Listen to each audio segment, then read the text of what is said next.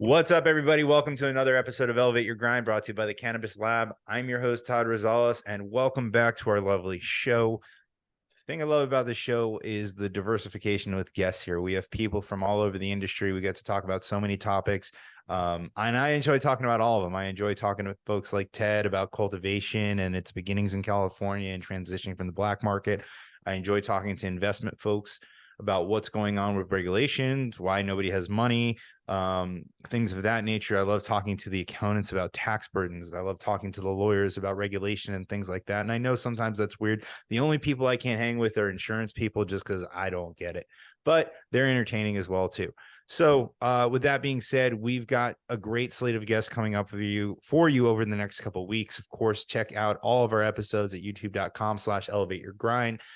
Anything Cannabis Lab, check us out every month. Orlando, Tampa, Broward, Miami, potentially Palm Beach County, every month, the third Thursday of the month. This month, it'll be on July 20th. Check it out in those locations at American Social. You can find more about that at www.joinclab.com. All right. My guest today is he's the CIO of an MSO. I'm just talking in letters now, but he's the CIO of an MSO that I think doesn't get as much attention as they deserve. I will say I'm undereducated about this company, so I'm really looking forward to the conversation today. Please welcome my guest, Andrew Thut. Andrew, thank you for joining me. Thanks for having me. Great to be here. Absolutely. This is the first time that we've had 4Front on the show, so I appreciate you joining us. I see that you've waited to prove ourselves with like 230 episodes before you guys made the decision to jump in, but I'm glad that we finally hit the requirements to get your presence here. No, I'm happy to be here. Thanks for having me on. Awesome, man. Well, you guys, I unfortunately hate to say, I think the tone of a lot of the episodes lately have been somewhat doom and gloom, but cautiously optimistic. And it's just it's a reflection of the state of the industry now, but realistically a state of the economy. I mean, the industry is not suffering on its own here. What are you seeing out there? What are we getting to a point where last year is starting to be in the rear view mirror and things are starting to turn around? Have enough people really figured out how to start making money that the industry is going to come back around? Or are we still going to see a lot of people shutting their doors? I am not sure it's an effect of the state of the economy. Like, we are still seeing, really healthy volumes through all of our stores. And we're seeing, the obvious price degradation in Massachusetts and a little bit in Illinois, and on the West Coast. But the actual volume of foot traffic and customers through is still pretty robust. And you're seeing some folks, fall by the wayside, but I wouldn't say it was a consumer spending issue. I think, you've got three big issues going on in cannabis right now. One is our lack of ability to get funding. And so as a cannabis provider, if you don't have access to capital, you're struggling. And I think the reason most people don't have access to capital is because they aren't free cash flowing. Because we're in a really tough environment and folks do not want to fund losses. So in order to even be a candidate to bring capital into your business, you've got to be cash flowing. So, that's something that we've been, hard at work at 4Front doing. The other two things that I'd sort of say are big problems in the industry, I guess I'd say three more things. One is overtaxation. When cannabis started to legalize going back 10 years and they started to put all the legislation in place to put the framework around this industry state by state, the tax rates were just too onerous. All the local municipalities thought that this was going to be, just a goodie jar forever and ever and ever. And, what you've seen as pricing comes down as, capacities come on. And, these pricing in these states is really normalized. And so it hasn't been, the profit boon that anyone thought, whether that be operators or regulators. And so the tax rates are way too high. I think the third thing is federal regulation and lack of movement. I am entering my 10th year in this industry right now, and we've actually gone backwards from a federal standpoint over that time.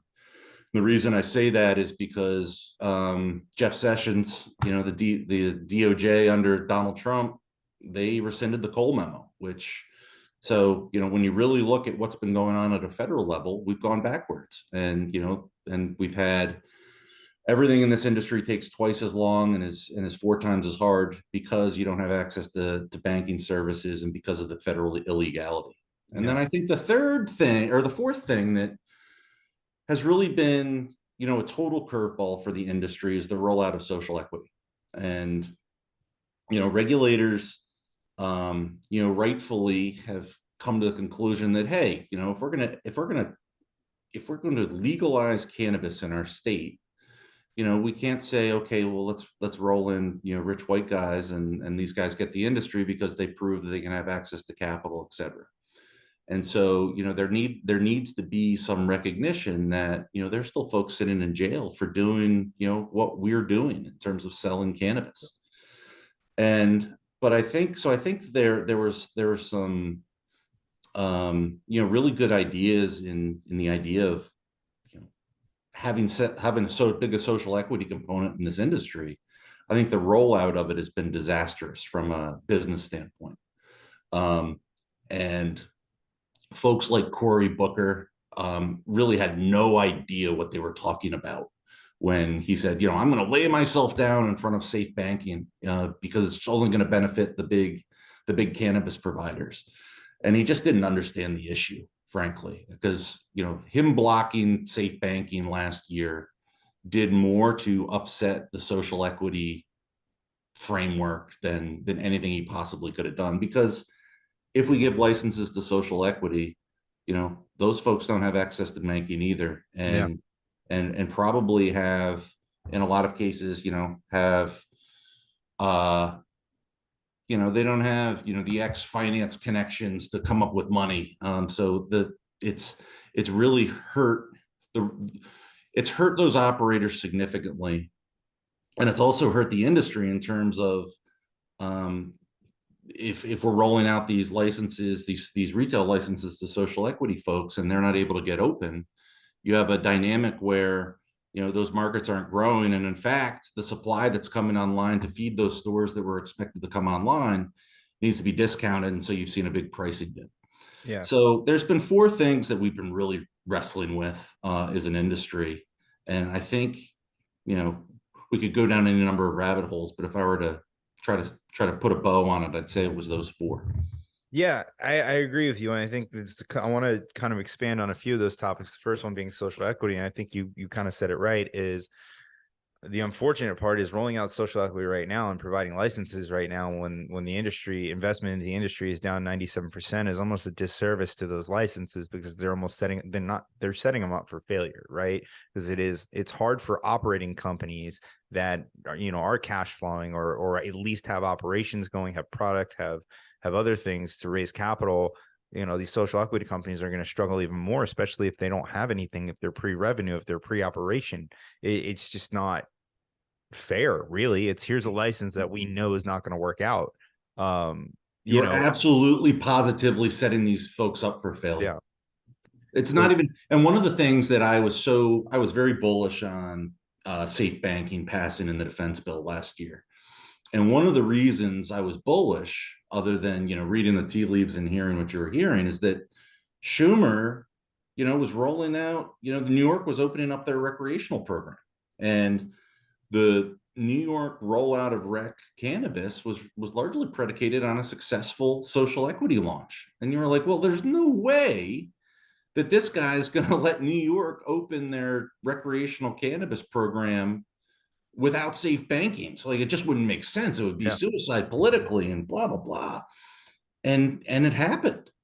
And then insult to injury to New York is, for some reason, we're okay with lawlessness now. And in California and New York City, there are 1,400 unlicensed, unregulated dispensaries that are bringing in product from California. And so as a licensed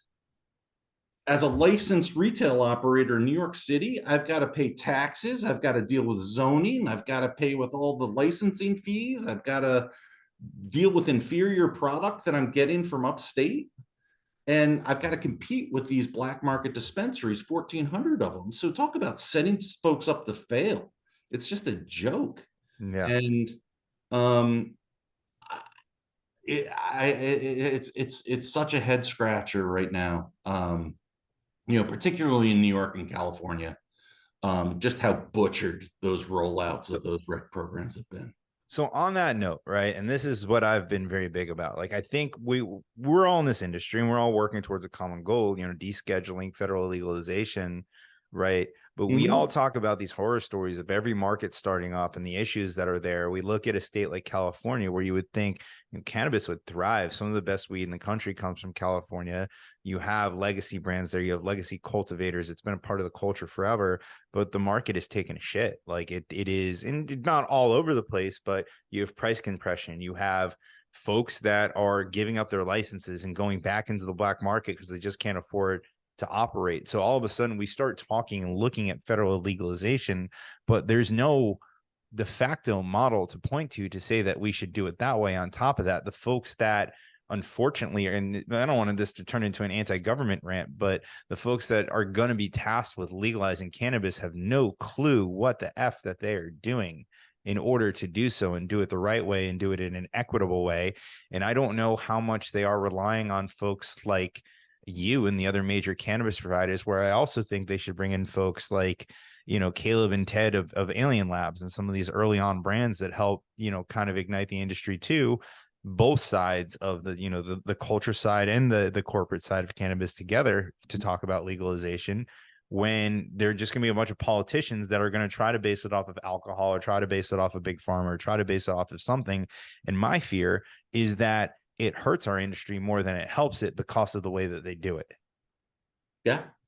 Yeah. I think that, one of the biggest disappointments and is, when, we had uh, when Biden got elected and we had the special election in Georgia, and it was pretty clear that we were going to have an all blue Congress for at least 2 years. It was very clear that, the folks that, the vocal lawmakers were listening to, Booker and Schumer, they were listening to, regulators that had no idea, and advocates who have no idea how capital's formed. They have no. And so if you're giving advice to someone and you only have knowledge of one facet of the industry and not the whole industry, you're giving that person crappy advice. And so I think that, Cory Booker in particular just got bad advice and he didn't understand the issue. Yeah. Secondly, I think that the the industry is largely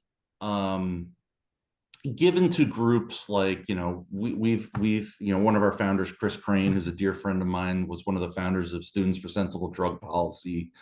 And so we've always given to them. We've given to, Drug Policy Alliance. We've given to, and then we give to NCIA. But my point in all this is that the traditional advocacy groups, their goals are deviating from the industries. Mm-hmm. And so I think the industry last year was sort of a wake up call to the industry, say, oh, wow, we aren't really in the same canoe anymore. We've got different objectives here. And not that we have, we're looking for, a reasonable industry that has economic viability, along with, offering social justice and those other things.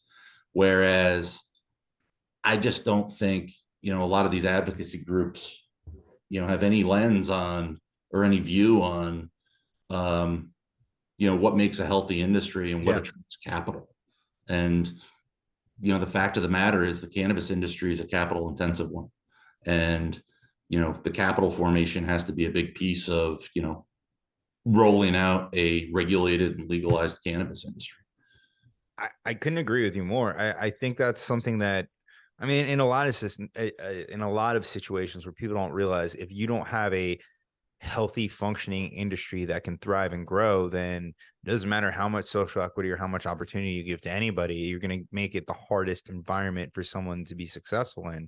But if we can grow the industry together, instead of I talk to both sides of the conversation, and there's so many Mhm. people, and you see it on LinkedIn of all places and all over, and they just hate on MSOs and they hate on the big companies because they think they're not doing it right, or it's corporate greed or all this stuff. But at the end of the day, like, that's capitalism, and that's not greed, but like, corporations are capitalism. People are taking advantage of an opportunity that's put in front of them, and if they succeed, we're in such an infancy in the industry that it's just going to pull up everybody else with them, because they're going to create this new industry, and then folks are going to be, and then the free market will let people choose who they want to buy at some point. But we have to let these bigger companies pioneer the path for everybody else to follow. And if you guys think, if the average person thinks that first mover advantage for a small business is what's going to make them successful, they're wrong, because a lot of first movers Wrong. are also the first ones out of the industry too.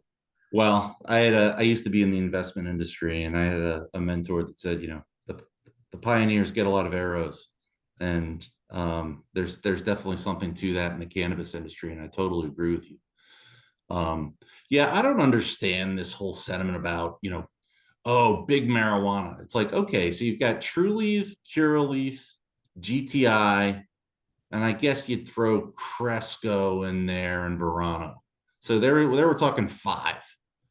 The rest of us, you know, are, growing our businesses. And I always Yeah. just sort of scratch my head. I was like, what exactly have I done wrong? Like, all I've done was, put 10 years of my blood, sweat, and tears into this industry, trying to be a good citizen, trying to grow this business the right way. We employ over 800 people with really good wages and provide health care. McDonald's and Walmart can't say that. Um, and we're laying the groundwork for what could be um, a really strong growth engine economically for a lot of these states. And I'm sort of scratching my head exactly, what entrepreneurs who saw an opportunity in this industry did wrong, and what our transgression was because for seeing an opportunity and working your tail off to try to make it happen. because people need someone to blame for the reason that they're not successul, is Yeah, and essentially then what they it is. need. Yeah, I think folks need to blame the politicians first and foremost. They And do, because and it's 100% true. The reason that we have things the way that they are is because the politicians set up in environments where it has to be extremely capital intensive for you to be able to not only get into the industry, but to even have a fighting chance to compete, right? like And when I first got into this industry, the first thing that we did was we tried to get licenses in mass. So, you know, I I had a 75-page background check. You had to show proof of funds that you had $5 million available to go build out these facilities, and you couldn't have a felony in Massachusetts. You couldn't have any blemishes on your record. They really wanted to like put these into, you know, those were the types of hurdles they put in front of licensing. And then they turn around and say, well, you're big marijuana. I was like, what did I do? I followed the rules. yeah, The construct that you guys set up, I went and did. yeah. Um, so, I think you're hearing a little bit of my like frustration that, No, I we've been pretty friggin' big taxpayers and pretty friggin' big job creators in this industry. And to have arrows thrown at you because, you know, you're perceived as being, a big bad corporate, player is preposterous. this is the thing that's interesting to me, right? Is and I don't know if you know who Ted Lighty is. He's the founder and CEO of Alien Labs, which is a very culturally large brand, and I'm sure you're familiar with them in California, I've right? heard the name, yeah. And I've spoken to Ted last week, and it was a great conversation. So I keep referencing it. And I told him I think it's his fans and the fan of those brands are the ones that are doing it, because they don't understand where guys, if you look at True Leaf and the brands they brought to Florida, Alien Labs, Connected, Delicioso, Black Tuna Gang. These are all legacy cultivators that were working in the black market, and they didn't have the ability to do it on their own, unfortunately, right? So they're able to strike a deal with a company like True Leaf to get their Mm-hmm. product and license it to that company where they can make a ton of money. One of the brands they have, Miami Mango, he made a comment on First Smoke of the Day. He goes, say whatever you want, but the direct deposit clears every month on the date it's supposed to. So I have no problem with them, right? So when Yeah. we have these legacy cultivators that have been in the game, the ones who have the scars on their back, and they're the ones that became big enough that they can transition into the rec market, and they have these corporations that are willing to do deals with them. And if they don't have a problem with it, then at what point do we say these other opinions don't matter? Like, I'm all for social equity. I'm all for giving everybody a fair shot, but then it's also, we need to figure out a way to capitalize these companies. And part of that is allowing them to work for, I mean, let's look through every other industry in history. How many entrepreneurs came out of another company where they worked for a company like 4Front, learned a lot about what you did and said, hey, I can do this on my own. And then they started another company that gets to be a sister, not a sister company to you, but another Yeah. large company, right? Yeah. That's happened over and over again in time. And if anybody thinks it's too late to enter a category, specifically cannabis, holy shit, are we still in the first inning? Look at what Liquid Death did with water. Water, individually serving size water has been around forever, and all Liquid Death did was put it in a can, slap a cool name on it, and said it's going to murder your thirst. And they're $1 billion brand that came up, what, maybe 10 years ago in the water industry. It is definitely not too late to go into cannabis. There are going to be brands all over the place that don't exist right now. Like I have a unique perspective because I've been around for 10 years. So and we've always had the sort of the same mantra, and it's, we're entrepreneurs and we're managing a business in a landscape that changes pretty quickly. So we have to tack here and there and pivot here and there. And that's what strong management teams do. But, you know, over the course of my career in cannabis, I've been told, why aren't you more like Ianthus? Why aren't you more like MedMen? Why aren't you more like, why aren't you more like Acreage? Look at how fast they're growing and acquiring everything. We apologize for staying in business. Yeah, and I can't tell you how many people have come and gone while we haven't done everything perfectly by a long shot. We're still in business, and we're we're we're growing excellent product. Mm-hmm. Uh, Particularly, our products in Washington. I haven't checked recently, but we've sort of historically been the #2 flower provider out of our facilities in Washington, and the #1 edibles producer. That's awesome. 55 different brands, like an 8-9% market share out of those facilities. And then you go to Massachusetts, we have, and you're going to wince when I say this, I know, but something like 75% of our 75 or 80% of our flower produced in Mass is testing over 25% THC. Now, That's that's great. not going to be the hallmark long term of what quality cannabis is, but we've got a really good product, and we're just in the early stages. And that, that's something too. I don't understand what's wrong with finding people who are passionate about growing and giving them, if they're willing to take it, a paycheck to be able to do what they love every day and have that kind of financial security. The life of an entrepreneur is not for everybody. It is, it's tough. And how many entrepreneurs go without making a dollar or that many dollars until they finally get to an exit, or they get to a point where they can pay themselves. So for people to have a sustainable income to do something that they love to do every week, to me, that's why I don't understand the hate in this industry. There's too much. And the other thing too is I believe a lot of those people are too far into it. Whereas, most of my friends don't work in cannabis. They'll consume cannabis. They're part-time consumers. They're not, heavy stoners or anything else. Like, the companies that they're familiar with are the True Leaves of the world, the Curaleafs of the world, and everything else, because that's what's in the media, right? Yeah. So I'm cheering for those companies because that is the public facing image of the cannabis company. And I think we're still at a point as cannabis industry. And I think we're still at a point in time where the industry needs to keep its reputation clean for the court of public opinion. And I would hate to see corruption. I would hate to see bad stories. I would hate to see these companies just operating in such an unorthodox and unethical manner that it just puts a smirk or a mark across the entire industry when the industry doesn't deserve it. So, I don't know. I don't think I commend the people that call them out, but we want to make sure that the companies that the majority of the public are familiar with, I think 4Front's in that group, especially on the West Coast, that you guys are doing the right thing, because it just, again, to me, lifts the entire industry up together, and it allows for those smaller brands to expand into other states. It allows them to build an audience. It allows them to have an ecosystem in which they can sell their products and thrive and grow. I totally agree with you. When I first started in this industry, I refer to my friend Chris Crane, he really educated me on all things cannabis. And I was always sort of a casual consumer. But when I came into the industry, I had a lot to learn about the history of the advocacy and in particular, and some of the injustices that have been done. Um, but one of the things that we said even early on when I started in cannabis is like, look, we have a really important responsibility here to show folks that cannabis can be legalized in a highly regulated way with responsible operators, and the sky's not going to fall. And that will not only be, a potential, source of income in terms of taxes and jobs for governments, but we can do away with throwing folks in jail and ruining their lives with criminal records. So we took that responsibility really seriously, and here we are, close to 10 years, a little over 10 years later, and um, we think we've fulfilled that responsibility. We've acted as very responsible operators.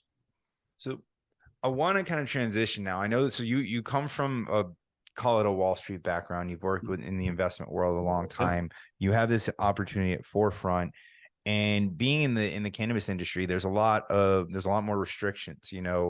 A lot of the things that you can do to traditionally finance a business are not available to the cannabis industry. A lot of the channels in which you're probably well connected may not be available to the industry. Talk to me about the importance of safe banking and what that would do, and if there's a way that the industry can operate better with things kind of the way they are today, right? Because my fear, and we'll start with the safe banking thing, but my fear is that if we don't get any of this stuff passed, I'm afraid that there are too many companies that are relying on some of this passing at some point in time in the future for growth plans or business plans, and they're having to pivot to this shit may not pass because you've been in the industry twice as long as I have. I've been in the industry for 4 or 5 years, and I remember joining the industry 5 years ago. People were saying federal legalization is 5 years away.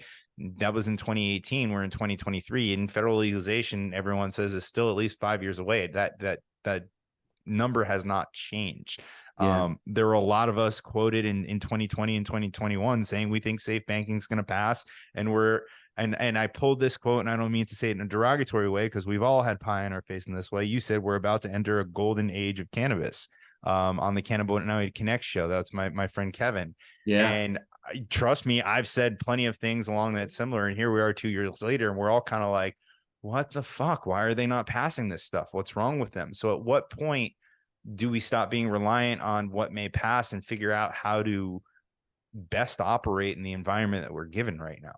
Yeah, I think we're doing that right now, Todd. So yeah, I mean, I really did think it was we were entering the golden age where we We had all did. a 2020 kind blue of a was for a blue little bit. Congress and a blue president and a vice president who, was one of the sponsors of the States Act. So um They I got just us. I just couldn't believe, like, when it fell apart, when safe banking fell apart last December. I remember sitting in my parents' living room, just like staring into space for like 10 minutes. I was like, I can't believe they fucked this up so badly. And, they had control of both houses and the presidency, and they got zero done on cannabis. It's appalling. Mm-hmm. And almost to the point where, I just thought Schumer was on the take. I was like, he must be on the take because he put forth his legalization bill, COA or whatever it's called, which was a crappy bill to start. Secondly, he knew it had zero chance of passing. And so, okay, we're going to float this up, we're going to run this up the flagpole, knowing it has no chance of passing. And in the meantime, we're going to let any other progress on cannabis slip away. So I was an absolute shock. And I think you can see from the reactions in the stocks in this space, all investors were in absolute shock. Like, Yeah. shit, you can't get it done with an all blue executive branch and a blue Congress. Like, when are you ever going to be able to get it done? Yeah. And by the way, public approval for medicals over 90%, and I don't know where recreational is right now, but I think it's it was at gone up to 70. 70. Yeah. You're like, what is going on right now?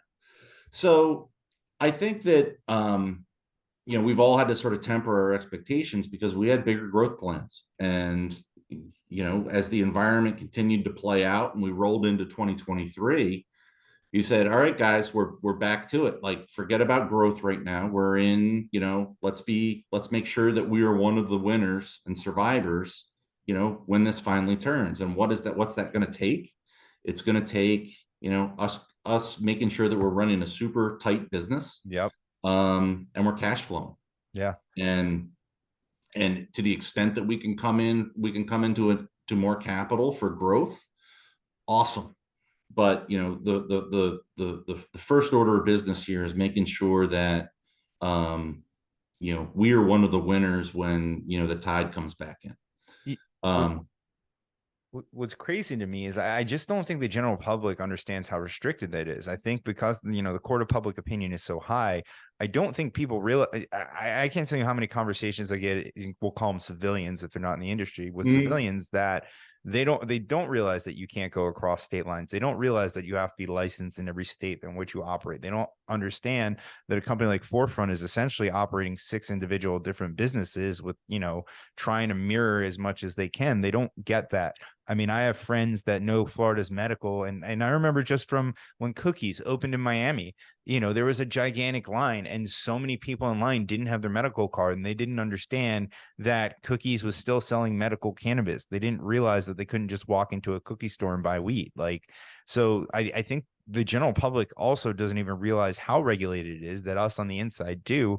So when the issues are out there, some people are just like, oh yeah, you can buy weed, it's fine. They don't realize that there are ways to make it more accessible, ways to make it better. And I don't know if that's one of the major issues that we have. Well, they don't understand that, they're like, oh my gosh, you're in the cannabis industry, you must be killing it. It's like, no, No, actually, I I've been sell doing it legally. something. I'm not killing it. Yeah, I've been paying, exorbitantly high taxes. We've been, investing a lot in future growth. That's sort of been, had roadblocks thrown in front of it the whole way.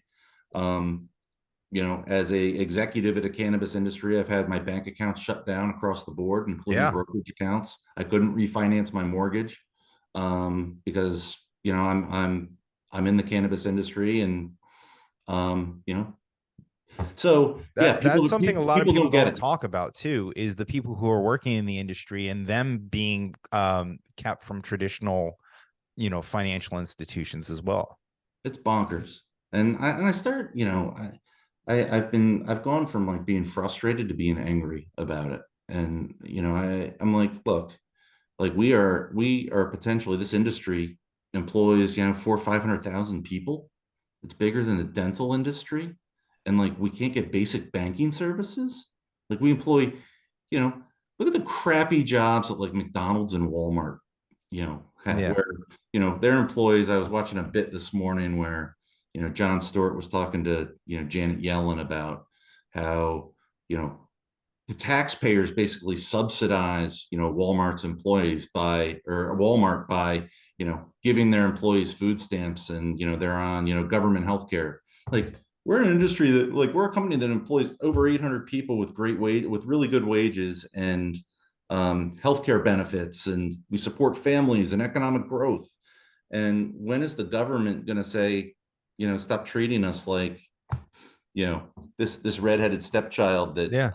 Well, they could just kick dirt at all the time? it's stupid things like, there's so many stupid nuanced things that people like, you at the end of the day, like, there are ways to get a bank account. Some of the fees are absolutely predatory. There's lending out there that those are at extremely high rates, but like stupid things. If you're having trouble with your bank account, just things like ACH payments, electronic payments between companies is a giant pain in the ass.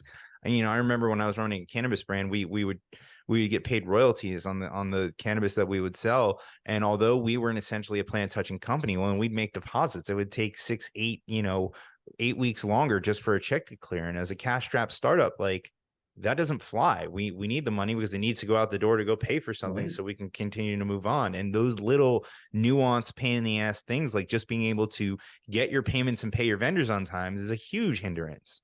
It's absolute, and no one really gets it. And you're like, yeah, well, yes, you can find a banking provider in each state that you're in, and then are trying to roll it all up, and you've got this cobbled solution that goes state by state of these disparate banks. which adds a level of difficulty and speaks to exactly what you just said. But there's no line of credit. There's no working capital loans from banks. We got fired last year because our payroll provider said they didn't realize that we were in the cannabis industry. And so we have to go scramble and figure out how we're going to move 800 employees to another payroll provider, and which payroll provider will take us. Mhm. So all these little things that are like waking up in the morning and having your cup of coffee in any other industry are, can present, a lot of work and a lot of challenges in the cannabis industry. It does, man. And it's crazy. The last thing we can touch on with this is the worst part of it is when you look at the cannabis stocks, especially they're not even traded on US exchanges, but they don't move based on earning calls. They move based on legislation. And the funniest thing to me, and you see this pointed out on Twitter all the time, is they'll announce a hearing on safe banking, and for some reason Tilray stock will grow up. And it's like, wait a second, they have nothing to do with it. There's nothing more frustrating, when you look at it and you're like, wait a minute, these Canadian companies who lose billions of dollars and serve, 36 million people, like they're reacting to US news. Yeah. Like, you, Well, yeah. let's not ruin your day on this entire No, you're not podcast. ruining my day. I'm just, it's sometimes it's good to sort of talk it through. You're like, yeah, these are the challenges that we deal with every day. It But I think is, the and bottom line on banking, I'm still bullish. It sounds like, the Democrats have sort of taken their medicine, and they're not going to, try to jam too much stuff in it that are going to make the GOP balk. And it sounds like it's a priority, and I think it's gonna go a long way. And people are like, well, you're already banked, kind of, sort of. It's like, well, no, you don't have, access to, US exchanges. We can't let US investment banks won't help us raise money. So I'm still out there banging the phones trying to raise money for things with family offices and everything else. So that liquidity that having banking, the liquidity into the system that banking would provide, um, would be huge. but What I think is a bigger deal is going to be, and what I am hearing is possibly more imminent, is this FDA rescheduling. And what do I know? My credibility is so shot on predicting what's going on in Washington that I think we all were in the same boat there, though. I kind I of don't I think you're kind of on an put island forth with what I'm that. hearing, like, very gently. It's like, well, for what it's worth, this is what I'm hearing. Yeah. But when the Secretary of HHS came out last week or 2 weeks ago and sort of said, we hope to have this done this year, a lot of the folks that rescheduling, a lot of the folks I'm talking to who really have their ear to the ground in Washington, had the same reaction. They said he would not said this year if they weren't pretty friggin' close, because things move pretty slowly in Washington. Yeah, they do. And I, so, that would be a really big deal, because it would get rid of 280E if they rescheduled to Schedule 3. so is that going to cause a whole other heap of issues with legalities of how we're doing business today? So that's what and again, I haven't had that many conversations about it. From what I hear, that rescheduling both fixes a lot of problems and then introduces a heap of new ones. So I'm curious to Yeah. know. My theory on this whole thing is, what has taken the Department of Justice and Merrick Garland so long to write a follow-up to the Cole memo that Jeff Sessions canceled, Mhm. is that he needs to address some of these nuances, right? So if the DEA comes out and said, okay, fine, it's a Schedule 3, and we're all on board with that, there are going to be a lot of wrinkles that they need to deal with, including the fact that the US has been beating up everyone in the UN to outlaw cannabis for the last 50 years. Yeah. And we're sort of leading that charge, and then we're going to go and accept it. So there are those types of wrinkles that I think that needed to be dealt with, and I think that that's what is kind of prolonging this a little bit. But I'm I don't know, knocking on wood, I'm pretty bullish on some catalyst that could pop up in the second half of the year here. I am too. I think at some point the court of public opinion has to affect something, right? And I think most people are okay with it. I think it's accepted a whole lot more. I think the criminalization of it is being enforced less and less unless it's strategic for somebody. TSA is not really looking for it when you can go to California and you leave. You've got public places. If you're not being an asshole with it, no one's going to say anything. And I know this is all technically illegal, but it's not nearly demonized to the sense that it was just 15 years ago. When I actually I didn't start smoking regularly till I was like between 20 and 22. And Mm-hmm. I remember if I'd be smoking outside, just walk into a restaurant or something, I'd be scared shitless. And today I'm just like, I don't even think it's illegal, even though it is, and I probably shouldn't, theoretically, if I were to do that, right? It's funny. So I had dinner with Jason Wild, who's the chairman of TerraSend in New York last week, and we got off from dinner and we were like, all right, let's go find a dispensary, like some of these illegal dispensaries, and we just started walking around Midtown, and we're sharing a joint while we're walking around. You walk it, by cops, and no one carry dude, on. New York is the best for that Yeah. because it's just weed fits New York so well for the lifestyle of walking from place to place. Like it Mm-hmm. just with all the great food. I remember I was there the week it happened. I was actually up there with Ricky Williams, and I remember we were walking down the street, smoking a joint, talking about the NFL because they had just allocated like $1 million to cannabis research. And Mm-hmm. we go into the bodega and get a bagel, bacon, egg, and cheese, and it was just such a wonderful experience being able to smoke cannabis on the streets of New York. Yeah, it's different. It It's is, man. different. It's cool. It I'm very bullish on the industry, which is why I think so many of us are so dedicated to it. And you talked earlier about the jobs that you provide and the employees that you have versus a McDonald's or Walmart. And I guarantee you the main difference between the folks that work for you versus the ones that work for McDonald's or Walmart is they love their fucking jobs, or they care about their jobs, or at the very least they're passionate about what they do in the hopes of moving up the chain into whatever that dream job is within the organization.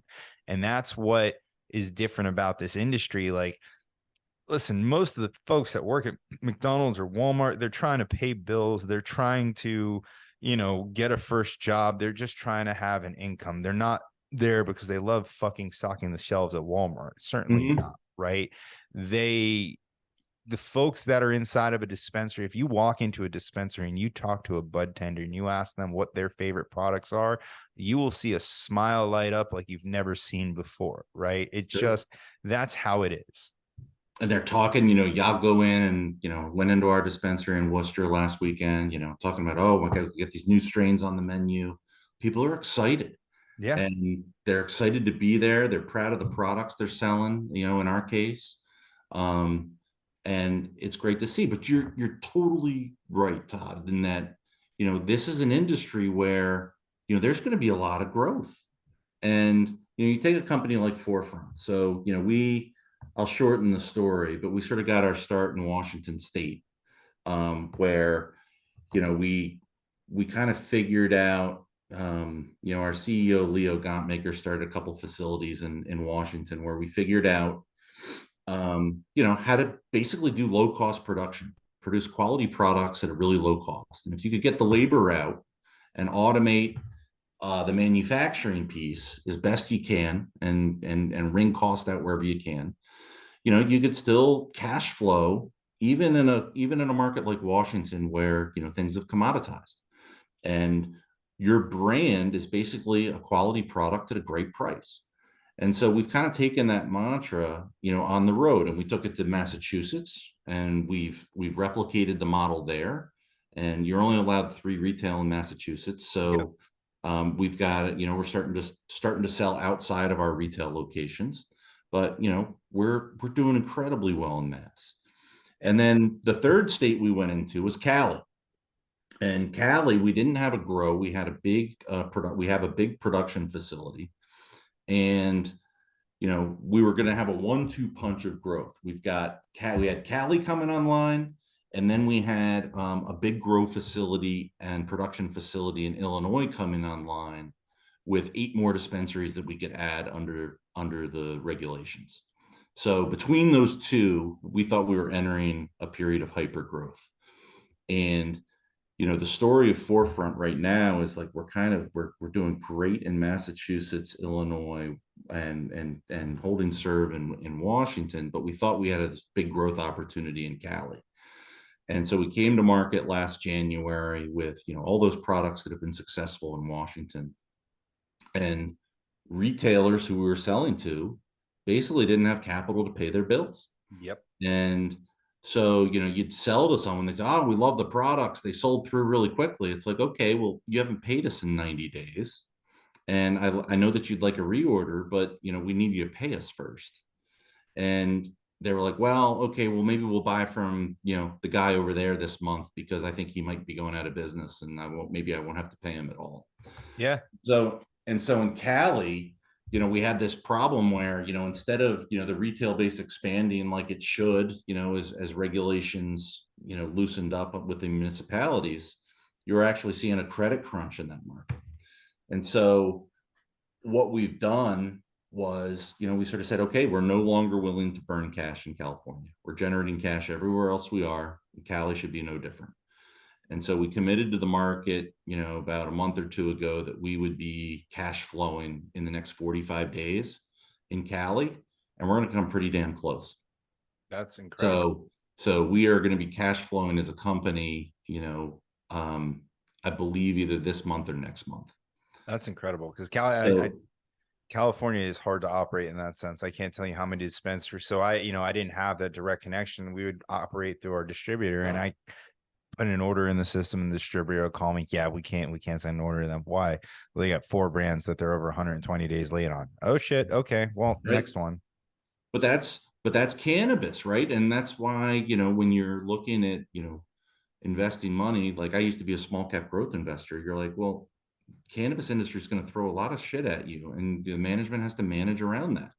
Now you could argue that, getting into California, we were jumping into the fire, given our, confidence in how we've done in Washington. But that was a mistake that we cauterized, and we're have a slim down presence in California, but we're still there, and we'll be there if the sun starts shining again. I mean, California is one of the places where I would encourage vertical integration, because if you can control your supply chain, then you don't have to worry about getting paid by yourself. That's right. So yeah. And so, but here's the problem. So as a company like us, we're restrained in capital. And you say, all right, you've got this facility in California, and okay, do you want to start bringing on retail in California? Or you've got, a cultivation and production facility that's coming online in Illinois in the next couple months. Would you rather put that incremental dollar into retail in California or retail in Illinois? Illinois, 100%. Because a retail in Illinois is going to be doing, the average retail in Illinois does 15 million bucks. And that's the problem with California right now, is most of the people that are in California and other areas are putting less and less resources into California. I mean, people are just leaving in droves, including us. Like we're not leaving the state, but man, we have slimmed down our presence over the last 3 months. So just because we simply can't afford to burn cash. And if California is not going to regulate, and if California is not going to allow, retail to proliferate, and they're not going to crack down on the illicit market, and they're going to overtax, it's going to be tough for folks to do business there in the legal market. Or even just people that are robbing, legal grows too. That too. It's just, it's ridiculous. I don't, the lawlessness, I don't understand. It's Neither like, so if we had, and same in New York, it's like, okay, so if we had 1,400 illegal liquor stores in New York City, the liquor board wouldn't come and find them or shut them down. Like what's going on, you guys? Yeah. But here's why, I'm relatively bullish outside of, what I'm still very bullish outside of, what I think could happen on the federal side is, so we have a facility, as I said, that's coming online in the next couple of months. It's complete. We just are waiting for power to get there. But, currently we have 2 dispensaries in Illinois and a very small grow, 9,000 square feet. We're doing about $40 million in revenue. If you look at, what GTI, Curaleaf, Verano, people with a full scaled presence in their full allotment of 10 stores in Illinois they do over 300 million in revenue. So we already have the first piece of that coming online in 2 months. And if we can pack in 8 more retail in Illinois behind that, we have a chance to more than double our company in the next 18 to 24 months That's just by beautiful. executing in one state. So you finish. Sorry. No, no. And so that, you know, you're like, wow, I don't think a lot of folks can say that they have the opportunity to double the size of their company in a highly confident way. Not Um, now, they don't, certainly. yeah, and to your point earlier, we expect to have our own retail in Illinois, so we can control. We think that we can bring a superior product to market, given what we've done in other states. And you look at the quality of the flower in Illinois, it isn't there yet. It's a lot of irradiated stuff that just doesn't look, smell, taste very good. Um, and we think that we can bring a great product to market and build out a retail presence, and we have a very visible line of growth, profitable growth in front of us. That's awesome. And that's all. Now it's very simple. It's not easy, but it's a very simple strategy, and that's all we have to do is nail Illinois. That's beautiful. So on Yeah. that note too, we're at a point in time, capital investment into cannabis is down 97% year over year, right? Yep. It's tough out there. You say that, you're out there raising capital, talking to family offices and everything else. I think the unfortunate part in the investment community is cannabis is a cannabis investment is more taboo than smoking cannabis right now. It seems that people are just afraid to touch it because of the health of the industry. I don't know that they're afraid of the health of the individual companies. So how do we as an industry show people that there is still, like, we're still in the first inning, like there is still a ton of opportunity here? And how do we bring investors back to the space? Because psychedelics already beat us to Aaron Rodgers. So Yeah. how do we get the message out there? I think that unfortunately, I think it's going to take some movement federally for investors to come back in, and there's really not a lot we can do about it until then, other than try to execute and generate cash. Because if you think about, I started raising money in the cannabis industry in 2013, and all of those folks that I brought in 10 years ago for this generational opportunity are basically at cost or a little bit under. And you go back to those folks and you say, hey, now it's really good, I promise. And they're sort of like, yeah, I've made enough, I've made a big enough bet in the cannabis industry, I'm going to see how it plays out. And so one of the biggest problems you have in this industry right now is that there's no new blood. So all of the capital sources who have been around um, for the last 10 years are tired, they're frustrated.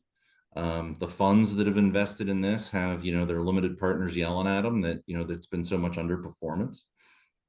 And so the good news is that sentiment almost couldn't be worse.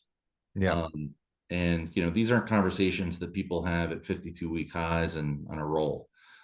These are conversations that are had when people have gotten their teeth kicked in and they're questioning what they're doing with their lives. And that's kind of where we are right now.